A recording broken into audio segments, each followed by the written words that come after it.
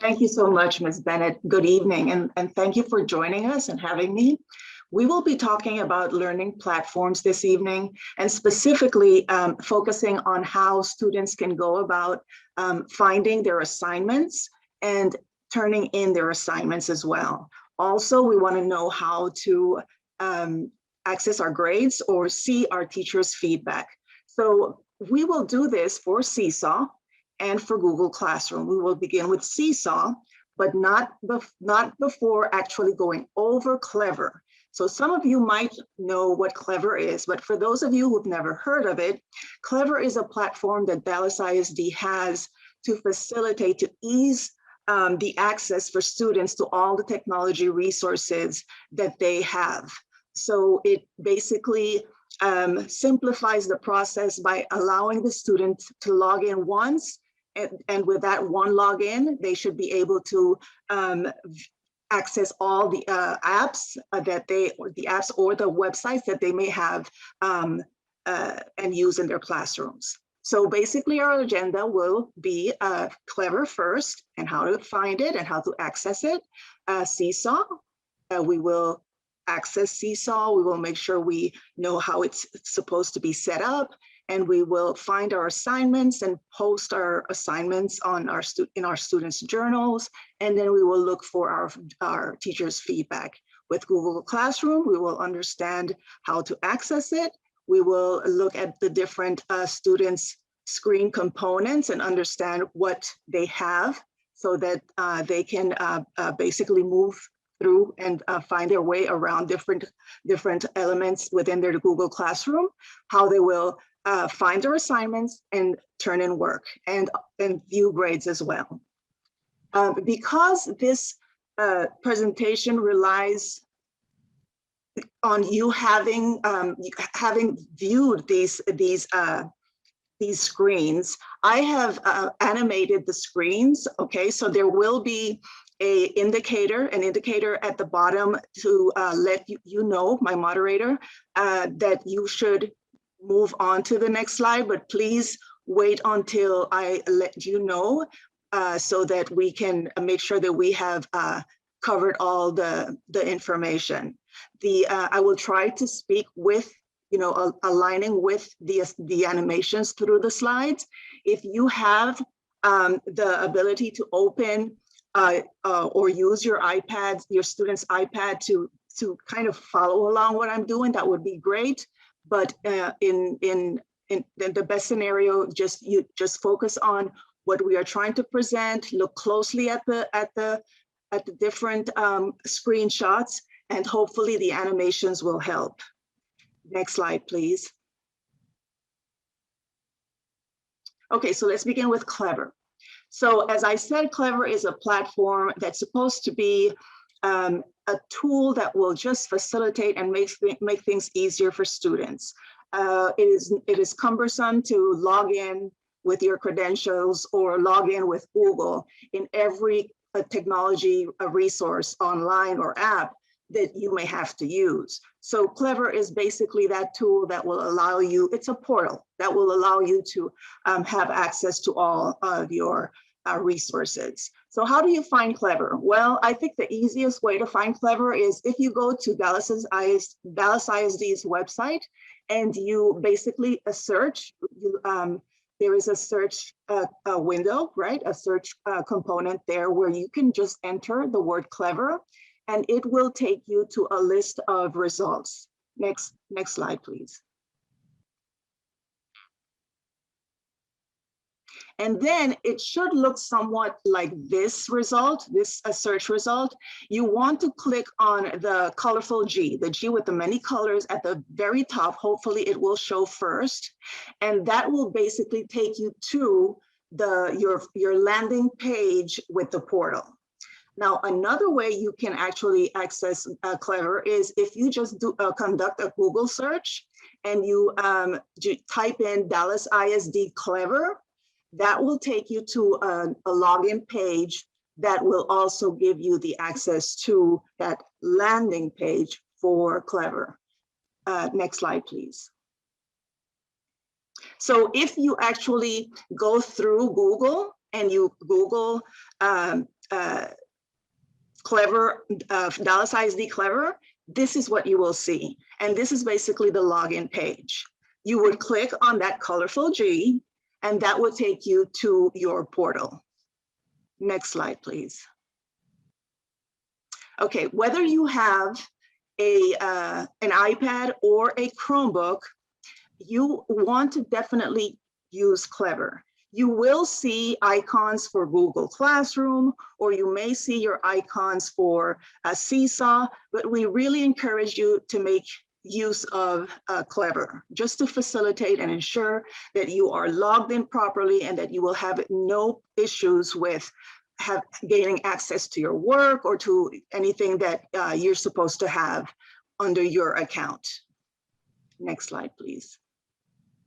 Okay, so this is where you land once you have passed the whole login authentication process. You would be here, you would see student tools at the top, you will see a pane on the left with some resources, and then basically all your icons of all the resources you should have access to. You may have to scroll up and down, but basically you can see some icons right away. Next slide, please. And then I have circled for you your Google Classroom icon. You would click on it, and that would take you to Google Classroom. If you're looking for Seesaw instead, in my case, I had to scroll down to the bottom of my screen. Next slide. And then I was able to find Seesaw, and that would be the one I have circled there for you. Okay. Next slide. Okay, so once you get to Seesaw, this is what you would see if you are on a desktop or maybe on a Chromebook.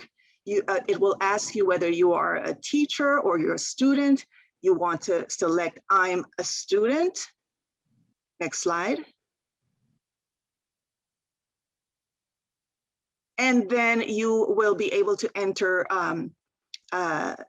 Seesaw. Now, one note for those of you who work with iPads. This is something that you want to use with the app. There is an app called Seesaw Class or Seesaw Class, and it is very different to the Seesaw Family app. The Family app is an app that was created to ease the communication between parents and students and teachers, and it builds that community for the purpose of communication and to see your students' work and whatnot. But the Seesaw Class app is the actual platform where your students will gain access to assignments and to materials for their work. So make sure you have downloaded the Seesaw Family app with the iPad. Next slide, please. Okay, so in this screen, what you're seeing is once you have clicked on Seesaw, it will present this sign in with Google, but you've already signed in. All you need to do is enter your student code. You have a unique code assigned to each student that will take them to their journal, what we call the student journal, which is basically the workspace in Seesaw.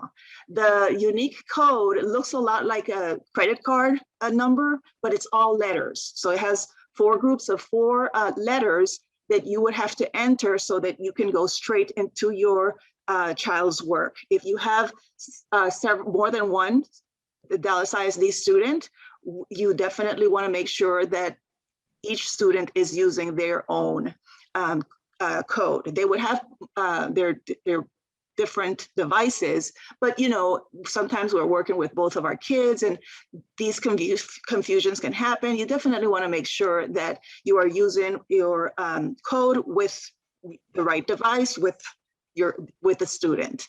Next slide. Your student's code, if you do not have it, your teacher must have provided it for you in different ways. It might be something that they might print out for you so that you can scan a QR code. So that sheet would look like the one you see on the screen. Or if they have facilitated the code in any digital form, you can go ahead and copy and paste it onto that text code space in the login page. Next slide.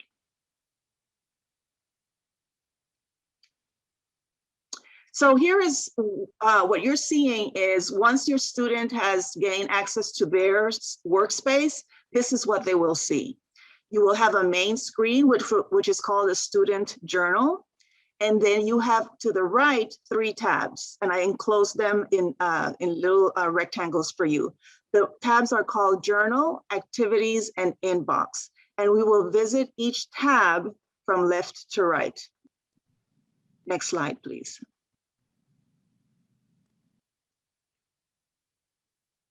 So let's look at the journal. That's the first one you see starting at the left.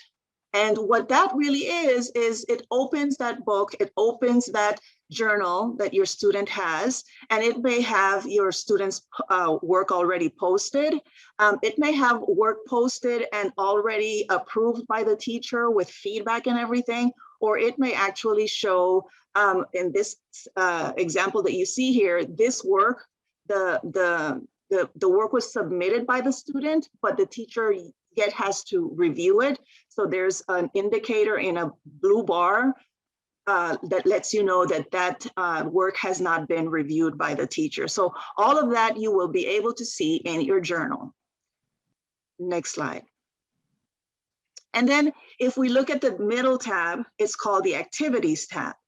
And what the Activities tab does for you is that it changes the display on the left, and it shows the different the different work assignments that the student has in the journal.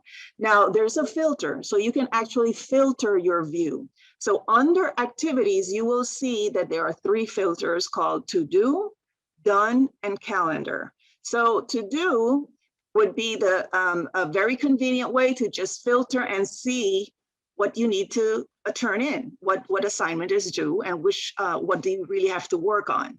If you want to look at what is done, you can filter it that way as well. Next slide, please. And then the last one is the inbox. This is where the teacher will post announcements for students. Inbox would suggest messaging, but I made the mistake. This is not the right word to describe the screen.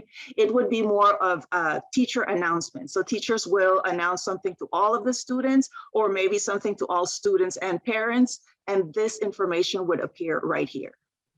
Next slide, please.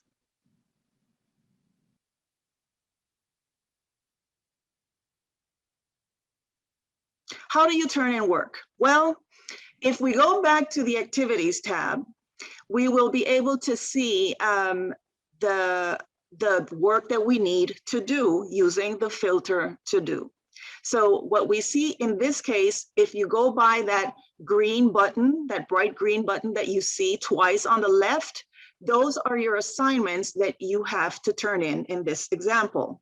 Also, there is a very convenient way to know right away how many assignments you need to turn in, because right by the word Activities, like that icon, you will see a little red indicator, a red circle, with the number of assignments that you are needing to turn in. Next, please.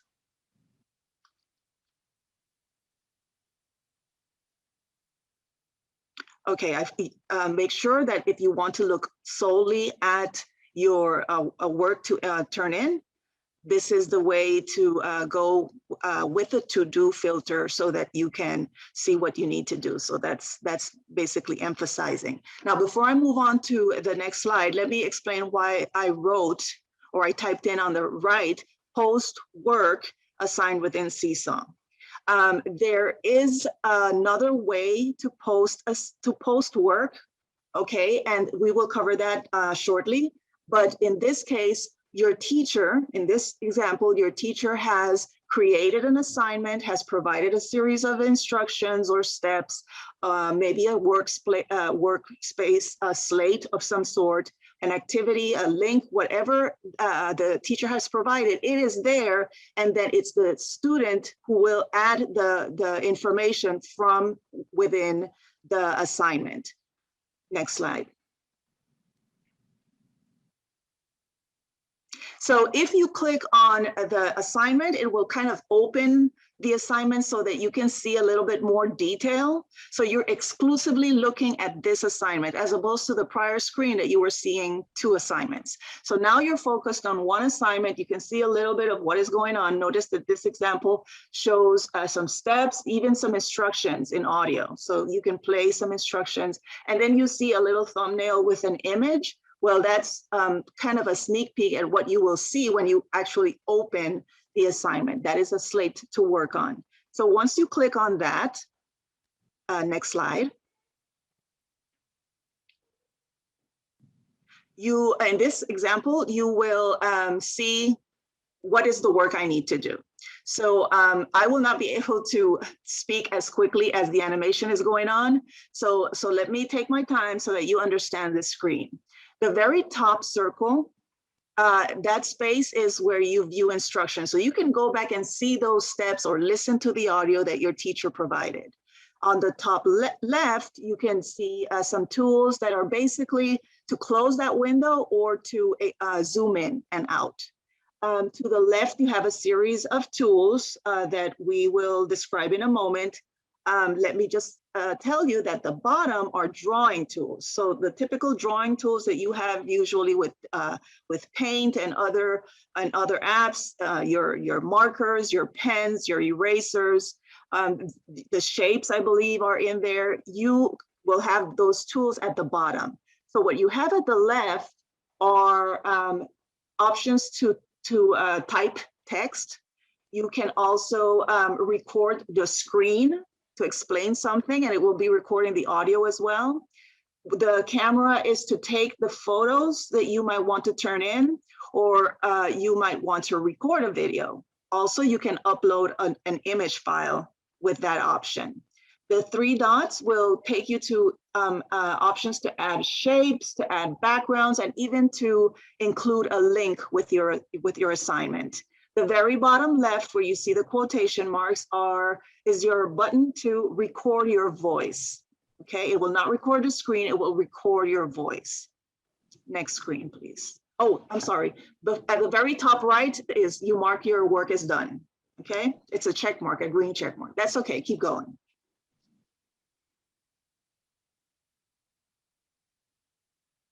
I think you have to click one more time. Okay, good.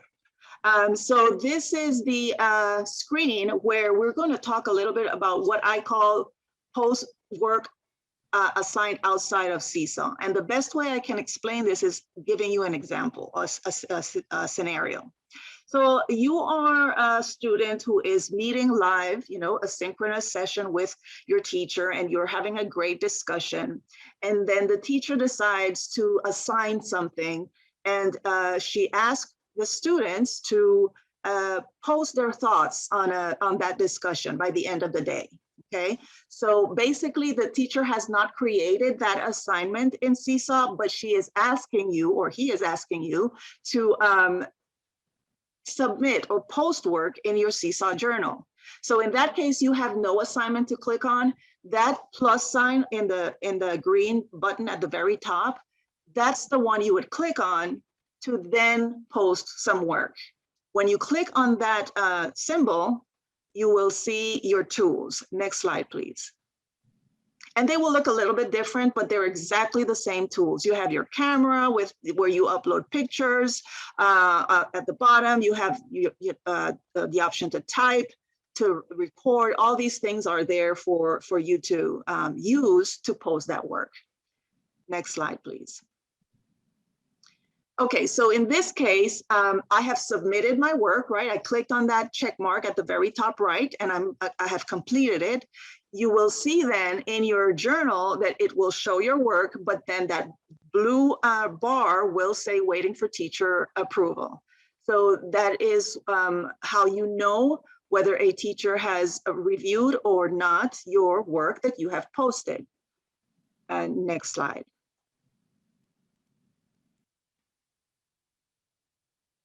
So in this slide, basically we are going to click on that filter. Remember that filter under activities that we have to do, done, and calendar. If you click on done, you can see work that has been reviewed by your teacher, okay? And once it has been reviewed and it's posted, it will appear as done and you will no longer see that blue bar. You may even see some feedback, and that feedback I think is on the next slide. Click to see that, and we will hopefully see, yes, at the bottom left, you will see that the teacher has written great job. So there is some feedback there, okay? Next slide. Okay, if you have any questions about Seesaw, we can address them now. Yes, Miss Sylvia, she says that the program is great for her daughter. That's a wonderful platform, and teachers love it. If you have no questions or you think of something later, please feel free to type your questions and we'll check at the very end. Next, please. So now let's look at Google Classroom. So these are for the older students. So when you click on your icon for Google Classroom in Clever, you will get to that landing page. Some people call it dashboard for Google Classroom. Click next. And then here, what we see is a portion of the dashboard or the landing page for Google Classroom. And what you see are like cards or tiles. Those class cards or tiles are each of the classrooms your student is in. Okay, and this changed actually. Google is rolling out a lot of new features, and it's really hard to keep up especially when we're trying to present these tools. There's a great feature that I will, I hope not to forget, that there is something going on here that is very convenient, specifically to turn in work. There is a button right at the top before going to any class. You can see how to turn in work, and we'll cover more about turning work later on. Next, please. Okay, so you click on your class, you go into your class. In this case, I am a student at Hills Reading and Social Studies class. So here, what I see again are 3 tabs. Okay, so I see a tab. This time the tabs are called Stream, Classwork, and People. Okay, so we'll start again from left to right. And we will focus on stream and classwork, because people is basically to see your teachers. If you have maybe several teachers, you would see them as well. Click next. Click for the next slide. Okay, so now let's look at the stream tab. So what is it? Well, I think the word explains it basically and how it works. So it basically is a feed, like a feed of what's going on in the classroom with the most recent post or the most recent announcement or assignment at the very top. So it goes from the most recent to the oldest announcement. It's a great convenient way when you go into your class to kind of peruse through, look through to see what's new with your class since the last time you entered. And it will also have upcoming assignments. If your teacher posts an assignment with a due date and she sets a due date to the assignment, then if that date is approaching, that will show on the left where you see upcoming. Next slide, please.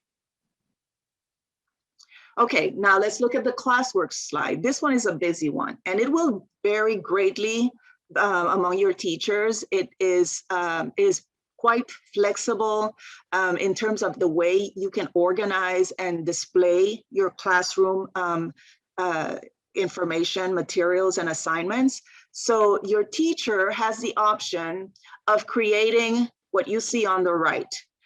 Your teacher will post either an assignment, a quiz assignment, a question, and some material. So these are the categories your teacher has to work with. And then topics is basically that tool that will allow for your teacher to arrange the information on the page so that it will look like sections. So in this example, this homework in capital letters was created to be prominent on the page, and it is a section which was created using the featured topic. And under homework, you see Social Studies Part 2 with some information under it. So again, this is really a nice way to present your information, to see all that's going on in your class, but just know that your teachers have their own preference, and these, this page will vary greatly. If you have several Google Classrooms, you might see that they work a little bit different. Maybe your teacher has arranged by unit, or maybe by week, or maybe by classwork, homework, project. So this is going to vary a little bit, okay? Next slide. Okay, so in this case, I clicked under social studies, and I think I selected the first assignment. So the first assignment does the same thing like Seesaw. It opens up the assignment where I can see a series of instructions and some attachments too. This particular example has a link to BrainPop, it has a PDF file, and it has a Google form. So these are the three components with the instructions of that particular assignment. So I see it right there, okay? If I click on it again, next slide, I will actually have that working space, if you will, not so much like Seesaw that you will see a slate, but you will see a space on the right where you have the buttons and the options to turn in your work. Okay, and we will talk about turning in your work a little later on, because I want to make sure we go over different ways you can find your assignments. Next slide. Okay, another way to find your assignments is that on that classwork page at the very top, you should be able to see an option like a button where it says view your work. View your work is going to list your work basically in a way that you can filter it, just like Seesaw. So if you click on there, next, it will look something like this. And so notice that you have on the left the option to see all your assignments. So it will display everything that is an assignment on that classwork page. And you can also filter it by assigned, returned, and missing.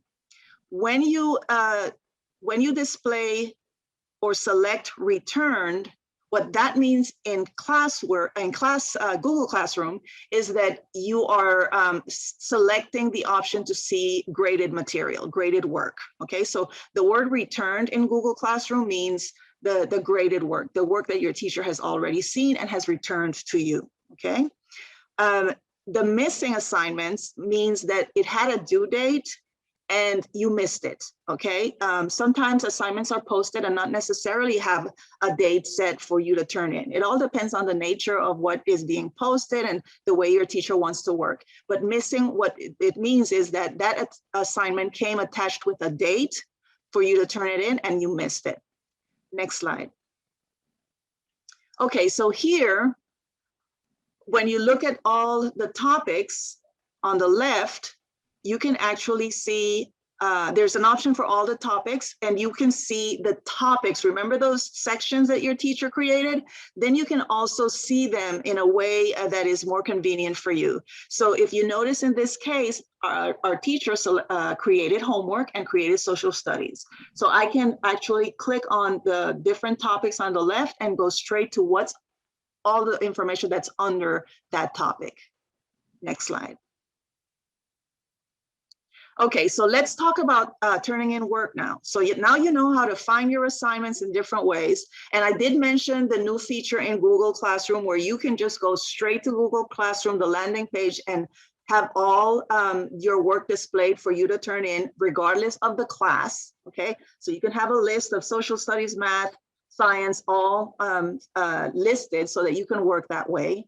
Unfortunately, this presentation was made after I learned about that new feature. But it is very straightforward. Now that you know how to find your assignments, let's turn them in. So when you open up an assignment so that you can work on it, Google Classroom will give you the option to add or create. And what that means is that you have the option to create right here without having to leave Google Classroom and go to Docs or to go to slides or go to sheets or drawings. Your Google Classroom will allow for you to create right here any documents, slides, sheets, or drawings, Google Apps, that you may want to create to make part of your work for this assignment.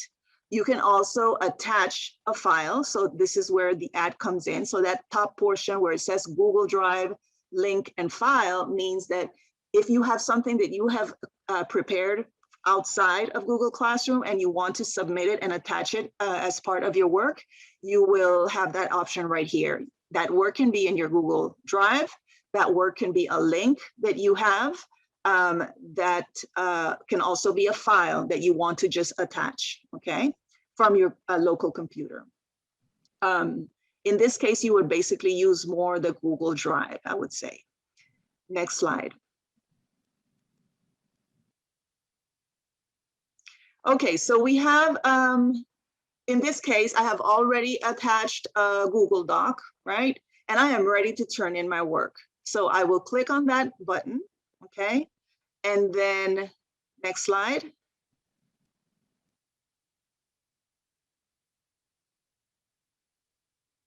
It will ask me, it will make sure that you are ready to turn it in. So it's going to ask for confirmation, and it will say, well, you know, you have an attachment. This is what you're turning in for this work. Is that okay? So you submit, turn in again. Next slide. And then the way you know that you have submitted work is that on the very top where you had that button, that green button that said turn in, it turns into unsubmit. So you actually have a chance to unsubmit your work and add more attachments or fix it before your teacher actually reviews it, which is very convenient. Next slide.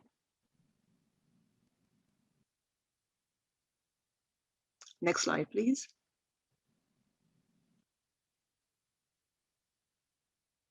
If you notice under the unsubmit, there was also a space for you to comment with your teacher, have a consult about that specific assignment. You can do that as well. Okay, so here, view graded work. Remember what we said about looking at that filter that appears on the left when you click view your work at the top? Well, here is where you select returned, and then you see that listing that we see here. It would look very much like this, but then the far right column would have the grade. And I was unable to get a screenshot of that. It was, I am not a student that has gotten grades that I could have actually pulled as an example. But if you click on the next slide, you can basically open and see a little bit more information with your grades. But the best way I can describe it is that your listed graded assignments will look pretty much like the previous screen. Next slide. Oh, here it is. Okay, so here we have the information from the information that we added to the slide. I don't know how that happened because the other thing that I tried to update did not. But that prior slide that you saw actually shows the information that I thought you weren't going to be able to see. And so we have here a note about attendance. I was asked to comment something about this, but this is something that is very, sometimes it's something that a campus decides to do, administrators decide to do, departments, or not, okay? There are times when teachers decide to have an attendance sheet in the form of a Google form, and they will post it and it will look just like an assignment. It is unlikely, but that's what we use sometimes as we present different things. But you would have to check with your teacher to see if attendance is recorded in Google Classroom. It would not automatically go to the school system. This would be more for the teacher's purpose. So you want to make sure you know if this is something that they're employing. Next slide. Any questions?